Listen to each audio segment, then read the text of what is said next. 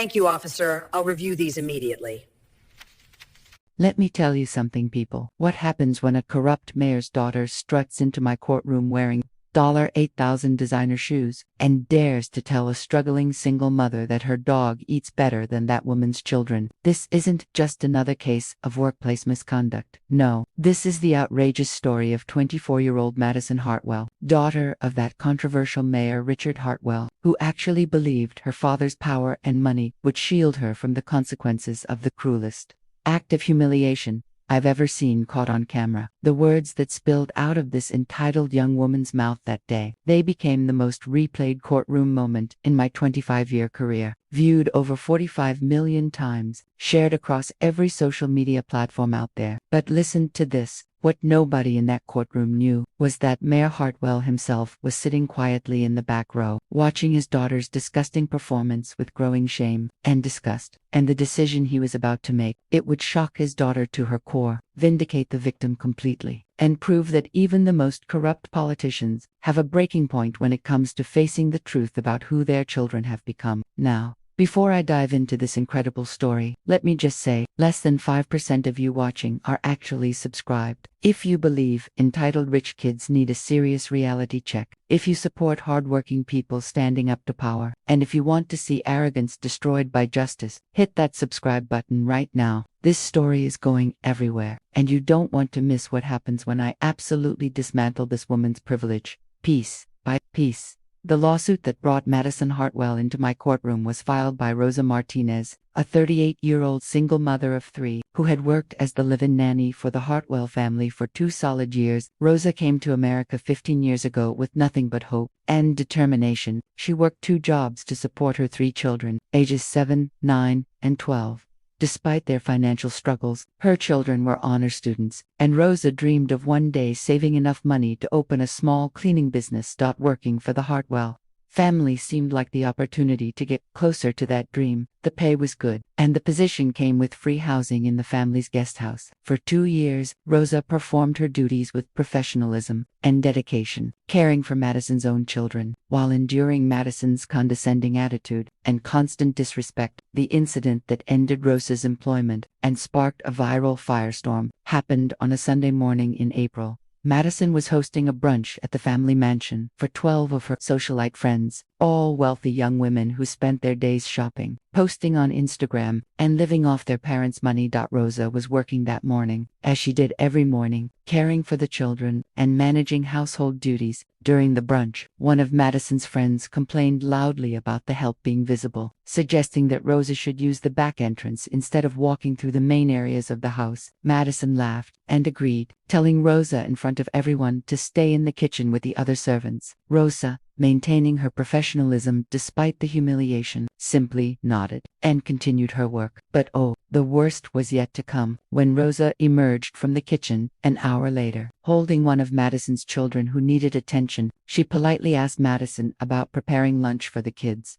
What happened next? It was recorded by one of the brunch guests and posted online, where it racked up 8 million views in just 3 days. Madison, playing to her audience of equally privileged friends, looked Rosa up and down with pure contempt and said the words that defined her cruelty. "My dog eats better than your kids ever will. Maybe that's why you're desperate enough to work here. At least Prada has standards." Prada was Madison's purebred French bulldog, who had her own Instagram account and wore custom designer outfits. The entire table erupted in laughter. Someone even said, "Oh my God, Madison, you're terrible," while giggling into their mimosa. The phone camera captured Rosa's face in that moment. The shock, the hurt, the humiliation of being compared to a dog in front of a room full of strangers. But Madison wasn't finished. "No," she continued, telling Rosa to feed the kids whatever, and just keep them quiet and out of sight, because there were important people present. Rosa said nothing in that moment. She took the child, went to the kitchen, and did her job. But that evening, after putting the children to bed, Rosa knocked on Madison's door and asked to speak with her privately. Rosa explained calmly and respectfully that the comment about her children was hurtful and inappropriate, and that she expected to be treated with basic human dignity while working in the household. Madison's response: she fired Rosa on the spot. No notice, no final paycheck, no severance pay, just an immediate termination. and orders to be out of the guest house by morning. When Rosa asked about the wages she was owed for her final 2 weeks of work, Madison laughed and said that Rosa should consider it payment for the lesson she just learned about knowing her place. Rosa left the Hartwell mansion that night with her belongings packed in trash bags, her final paycheck withheld, and her dignity trampled. But unlike the 6 nannies before her, who had accepted hush money and signed non-disclosure agreements to stay quiet about Madison's abuse, Rosa made a different choice. She contacted a lawyer who specialized in employment law and filed a lawsuit for $15,000 in unpaid wages, emotional distress, and wrongful termination. She refused the settlement offer that came from Mayor Hartwell's office 3 days later, an offer that included $25,000 in exchange for her silence and the agreement to never speak publicly about what happened. Rosa's lawyer explained to the mayor's representatives that his client wasn't interested in being paid to disappear. She wanted accountability. She wanted Madison Hartwell to face consequences for treating people like they were less than human. The mayor's office then tried intimidation, warning Rosa's lawyer that going up against the most powerful family in the city would destroy any chance Rosa had of working again, that every business owner in town owed favors to Mayor Hartwell, and that Rosa would regret choosing this path. But Rosa didn't back down, and when the viral video hit social media, everything changed. The brunch guest who recorded Madison's cruelty posted it with the caption,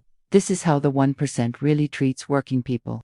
Within hours, the hashtag Madison Hartwell was trending nationwide. News outlets picked up the story. Labor advocacy groups rallied around Rosa. Protesters gathered outside the mayor's office demanding accountability. The FBI, which was already investigating Mayor Hartwell for contract fraud and corruption, added the intimidation tactics against Rosa to their list of concerns. Mayor Richard Hartwell had spent 20 years building a political empire through backroom deals, strategic favors, and making problems disappear with money and influence. He had 3 investigations pending, multiple allegations of using his position to benefit his family's business interests, and a reputation for being untouchable. But he had never faced this kind of public outrage, and it was all because of his daughter's cruelty, caught on camera for the world to see. Madison Hartwell had never held a real job in her 24 years of life. She lived in a wing of the family mansion, drove a $120,000 Mercedes that was a gift from Daddy, and spent her days shopping, getting spa treatments, and posting Instagram photos with captions like blessed and hashtag best life. She had a documented history of scandals that her father had made disappear, a drunk driving arrest that was dismissed after phone calls were made, assault charges from a nightclub incident that were dropped when the victims suddenly refused to testify, academic cheating at her private university that was handled quietly with a large donation to the school. Madison had learned early that consequences were for other people, that her last name was a shield against accountability, and that money could make any problem vanish. She had burned through 6 nannies in 3 years, each one leaving after enduring her verbal abuse and condescending treatment. But each previous nanny had been paid off with severance packages and non-disclosure agreements, their stories buried under legal documents and cash settlements. Rosa Martinez was different. Rosa had 3 children depending on her, a backbone built from 15 years of struggling to build a better life, and a fundamental belief that dignity wasn't negotiable, regardless of bank account size. The case landed in my courtroom on a Tuesday morning in early June. The courtroom was packed with local media, labor advocates, and concerned citizens who had followed the viral video story and wanted to see justice served. Rosa arrived early, sitting quietly in simple, clean clothes, clutching a folder of evidence that included her employment contract, documented work hours, text message exchanges with Madison, and character references from previous employers.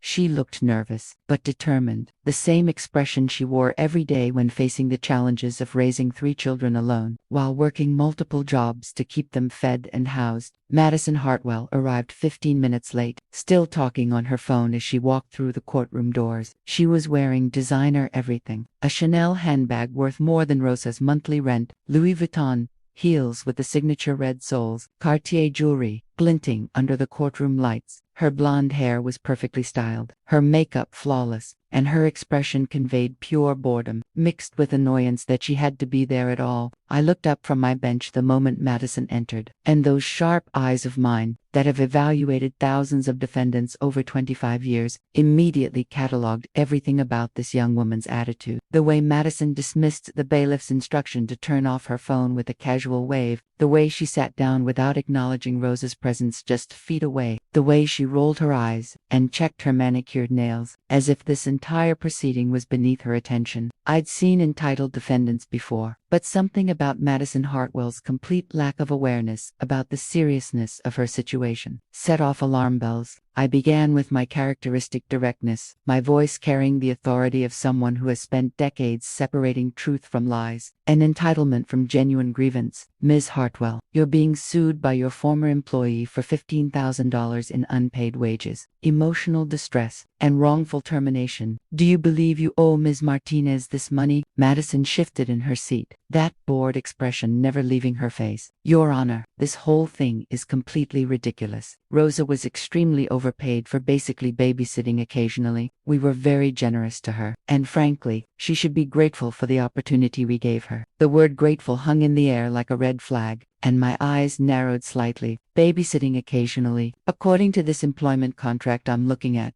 Ms. Martinez worked 60-hour weeks as your live-in nanny. That's not occasional babysitting, Miss Hartwell. That's full-time employment, with overtime. Madison shrugged, a gesture so casual and dismissive, it made several people in the gallery shake their heads. Well, she lived in our guest house rent. That's worth something, isn't it? I mean, she basically got free housing in one of the nicest neighborhoods in the city. Most people would be thrilled with that arrangement. I leaned forward slightly, my patience already being tested. Ms. Hartwell, did you fire Ms. Martinez? Madison's response came without hesitation or remorse. I let her go because she was causing drama and creating a hostile work environment. She was always complaining about something, always acting like she was too good for the job. Honestly, we gave her every opportunity to succeed, and she threw it away by being difficult. I turned my attention to Rosa, whose quiet dignity stood in stark contrast to Madison's arrogance. Ms. Martinez, please tell the court what happened that led to your termination.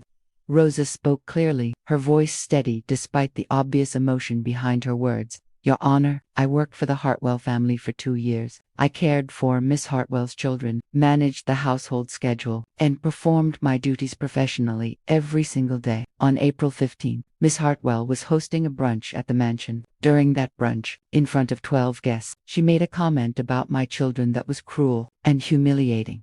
When I approached her that evening to respectfully ask for basic dignity in the workplace, she fired me immediately and refused to pay me for my final 2 weeks of work. My expression shifted to something colder, more focused. Ms. Martinez, you mentioned a comment about your children. What exactly did Ms. Hartwell say? Before Rosa could answer, Madison interrupted with an exasperated sigh. Oh God, not this again. Your Honor, that whole incident is being taken completely out of context. We were joking around at a private gathering. Rosa is being way too sensitive about something that was meant as light-hearted banter. My voice cut through Madison's excuse like a knife. Ms. Hartwell, I'm going to ask you once to stop interrupting while I'm addressing the plaintiff. If you interrupt again, you won't enjoy the consequences. Now, Ms. Martinez, what did the defendant say about your children? Rosa took a breath, clearly reliving the pain of that moment. She said, my dog eats better than your kids ever will. Maybe that's why you're desperate enough to work here. At least Prada has standards.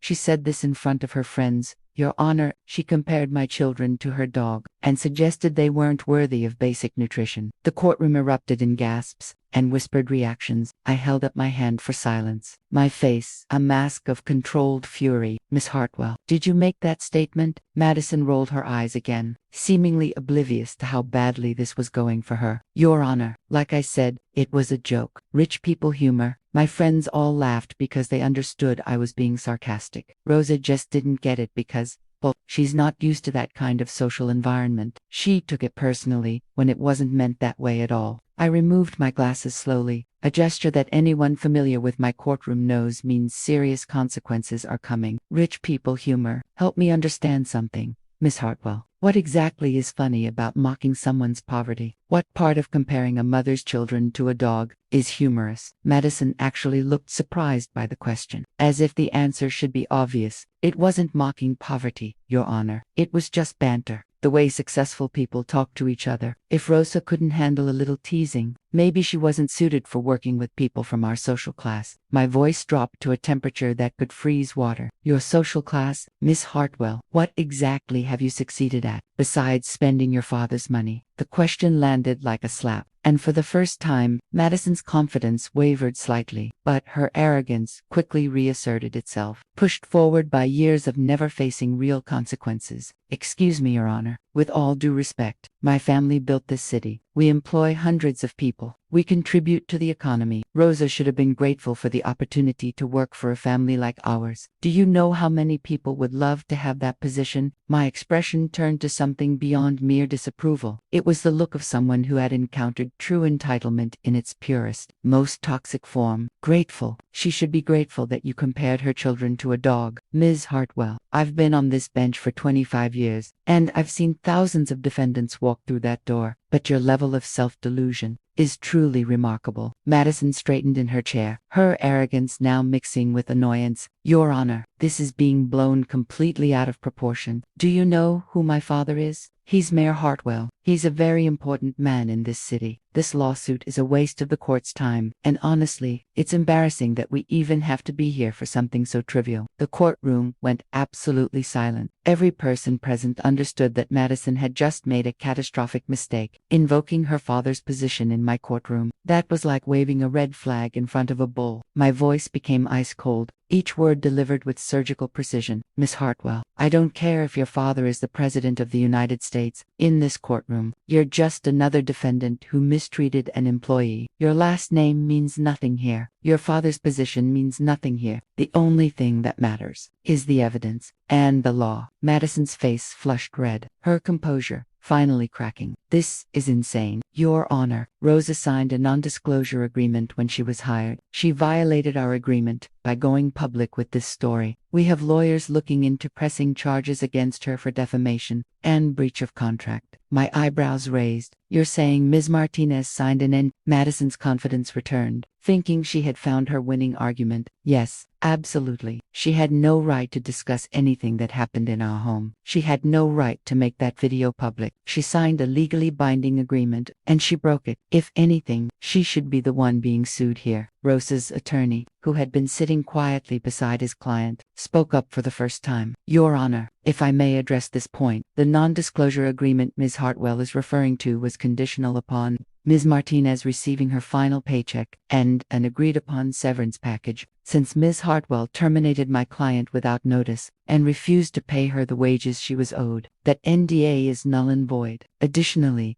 Ms. Martinez did not make the video public. It was recorded and posted by one of Ms. Hartwell's own guests at the brunch. Madison's face went from flushed to pale in seconds. That's not the point. The point is, Rosa went running to the media and made our family look bad. We were going to pay her eventually, but then she started this whole public campaign against us, and we decided she didn't deserve our generosity anymore.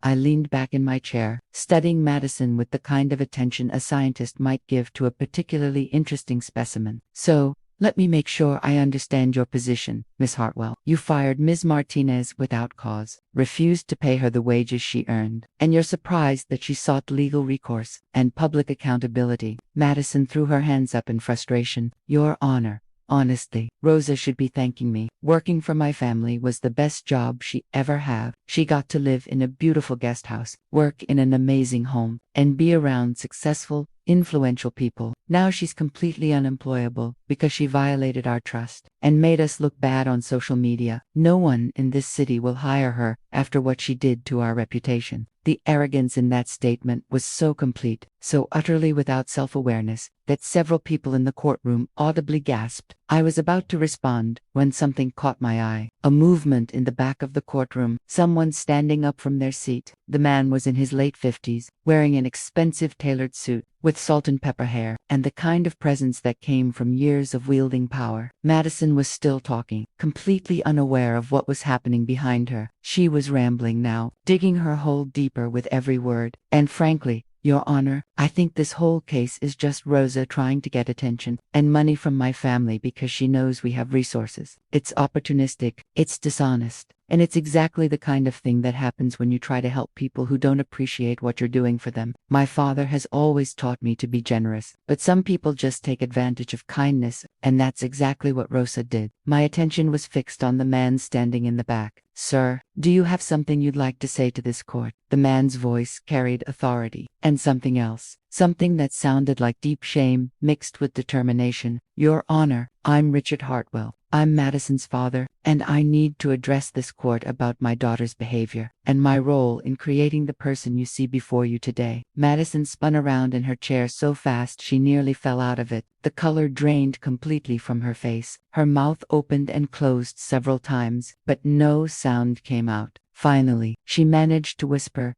"Dad, what are you doing here? You said you would handle this. You promised me this would go away." Mayor Hartwell walked down the center aisle of the courtroom with slow, deliberate steps, each footfall echoing through the absolute silence that had descended over the space. Every eye was fixed on him, watching one of the most powerful men in the city approach the bench with an expression of profound resignation and determination. Madison sat frozen in her chair, her earlier arrogance completely evaporated, replaced by pure panic and confusion. When Mayor Hartwell reached the front of the courtroom, he turned first to me, his voice steady but heavy with emotion. "Your Honor, I want to apologize to you, to Ms. Martinez, and to everyone who has had to witness my daughter's appalling behavior today. What you've seen in this courtroom is the result of 24 years of my failures as a father." Madison found her voice, shrill with desperation. "Dad, what are you doing? We talked about this. You said you would make this go away, like you always do. You promised me." Mayor Hartwell looked at his daughter, and the pain in his eyes was visible to everyone watching. "Madison, I said I would handle it. This is me handling it. I'm done making your problems disappear. I'm done teaching you that money and power mean you never have to face consequences." He turned back to me, his shoulders squared as if preparing to accept a burden he had avoided for too long. "Your Honor, I've spent 30 years in public service. I've made mistakes. I've taken shortcuts. I've used my influence inappropriately to benefit my family and my own interests. The FBI is currently investigating me for multiple counts of corruption, and honestly, they'll probably find exactly what they're looking for, because I am guilty. But watching that video of my daughter mocking a hardworking mother, comparing her children to a dog, that was my wake-up call. That was the moment I realized I had created a monster through my enabling and my protection. Madison was crying now, mascara running down her face, her carefully constructed image crumbling. "Daddy, please, you're embarrassing me. Everyone is watching. We can fix this like we always fix things. Just write a check. Make it go away, please." Mayor Hartwell's voice was firm, almost harsh in its finality. "No, Madison, I'm not writing a check.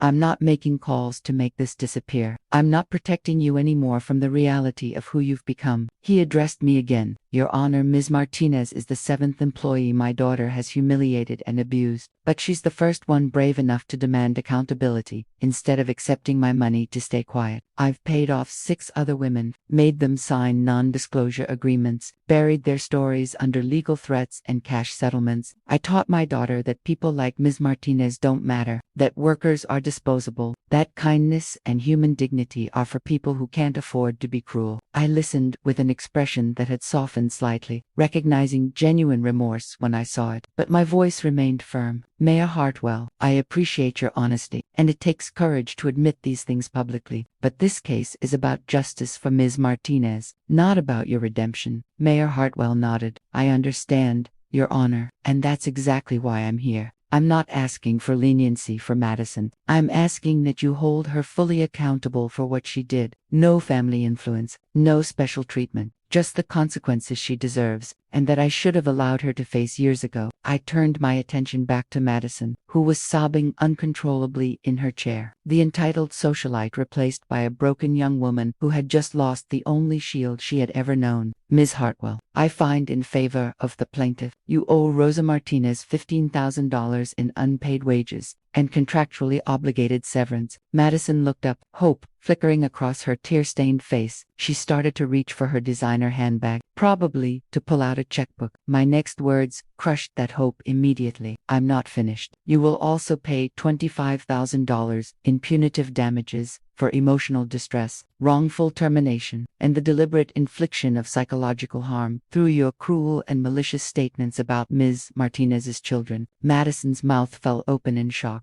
$40. Your Honor, that's excessive. I didn't physically hurt anyone. It was just words. My response was delivered with the kind of controlled fury that made me legendary. Just words. Ms. Hartwell, words have power. Words can destroy dignity, crush spirits, and inflict wounds that last far longer than physical injuries. You used your words as weapons to humiliate a woman who was caring for your children, who was working 60-hour weeks to ensure your family ran smoothly, who left her own children every day to take care of yours. Just words doesn't diminish what you did. It highlights your complete lack of understanding about human decency. I continued, my voice growing stronger with each sentence. Furthermore, you will issue a public apology video, recorded and posted on the same social media platforms where you've spent years flaunting your privilege and wealth. In that video, you will explain exactly what you did to Ms. Martinez, why it was wrong, what consequences you faced, and what you're doing to become a better person. This video will remain posted permanently. You will not delete it. You will not make excuses in it. And you will not minimize your actions. Madison's face turned red with humiliation and rage. You can't make me do that. That's cruel and unusual punishment. You're trying to humiliate me publicly. My eyes flashed. Ms. Hartwell, you humiliated Ms. Martinez in front of her employer, in front of strangers, and in front of millions of people online when that video went viral. What I'm requiring is a fraction of the humiliation you inflicted on her. Consider it an education in empathy. Mayor Hartwell spoke again, his voice cutting through his daughter's protests. Your Honor, there's one more thing I need to say. Madison, you're cut off completely. Madison's head snapped toward her father, her eyes wide with disbelief. What do you mean cut off? Mayor Hartwell's expression was resolute, the decision clearly already made and immovable. I mean, no more allowance, no more credit cards in my name, no more car payments, no more living in the mansion. You're 24 years old. Madison, it's time you learn what the rest of the world already knows. Respect is earned, not inherited. Dignity comes from character, not from a bank account.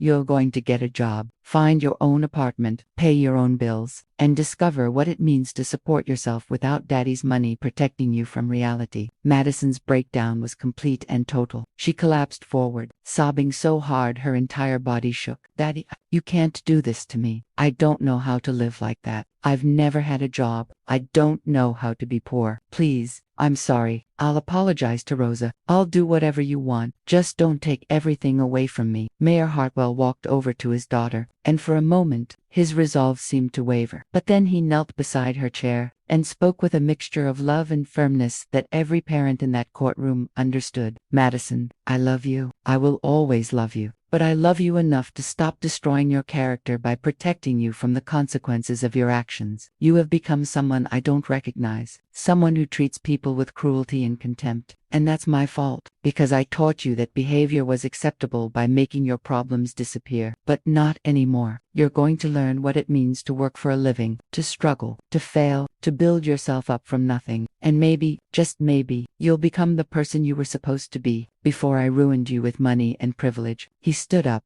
and turned to Rosa, who had been watching this entire exchange with an expression of shock and something that might have been compassion. Ms. Martinez, I apologize for my daughter's cruelty, and for my years of enabling the behavior that made her think treating people like you with contempt was acceptable. You showed more courage standing up to my family than I've shown in decades of public service. You deserve every penny of this judgment, and you deserve far more than that. You deserve respect, dignity, and the acknowledgement that you are worth 100 Madisons who have never worked a day in their lives. Rosa stood slowly, her voice quiet but clear. Mayor Hartwell, I don't want revenge. I never wanted to destroy your daughter. I just wanted her to understand that every person deserves respect, regardless of their job title, or bank account balance. I wanted her to see that my children are just as valuable as hers, that my work has dignity, and that cruelty has consequences. If she learns those lessons, then everything that happened will have been worth it. The grace in those words left the courtroom in stunned silence. Here was a woman who had been humiliated,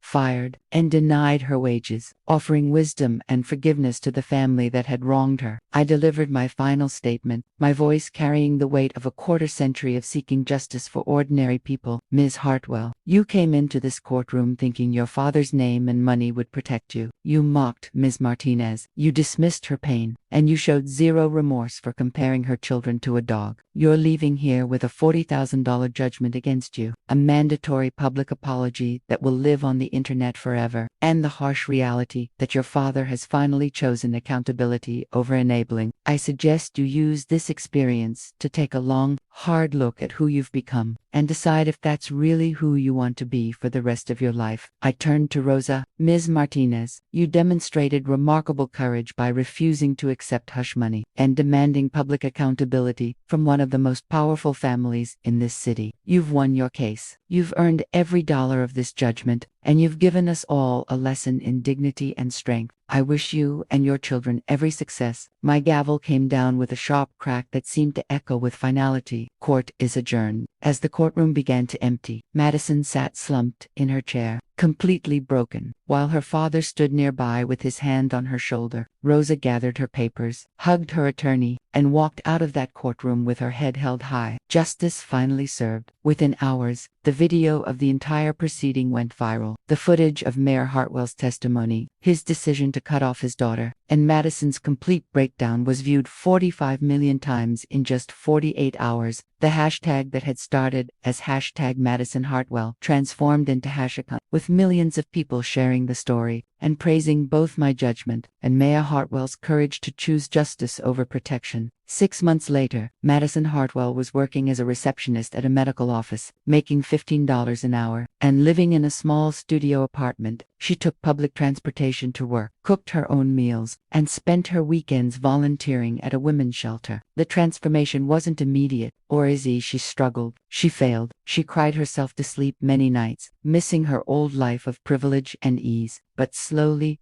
painfully, she began to understand what her father had tried to teach her. That character isn't measured by wealth. That dignity comes from how you treat others. And that real success is built through work and integrity, not inherited through a last name. Rosa Martinez used the settlement money and donations from supporters who had followed her story to finally open her cleaning business. She employed 8 workers, all single mothers, paid them above market rate, and treated every employee with the respect and dignity she had been denied. Her children continued to excel in school, inspired by their mother's courage to stand up for what was right, even when facing impossible odds. If this story of entitled privilege meeting justice moved you, if you believe Rosa Martinez deserved this vindication, if you respect Mayor Hartwell's courage to choose accountability over protection, subscribe right now. Share this video with someone who needs to see that consequences still exist for cruel behavior. Comment below about standing up to power and demanding respect. And remember my words that echo through this entire case. In my courtroom, your last name doesn't matter. Your bank account doesn't matter. The only thing that matters is your character and how you treat other human beings. That's real justice. That's why millions watch me. That's why one mother's courage inspired a nation. Justice served, lessons learned, dignity restored,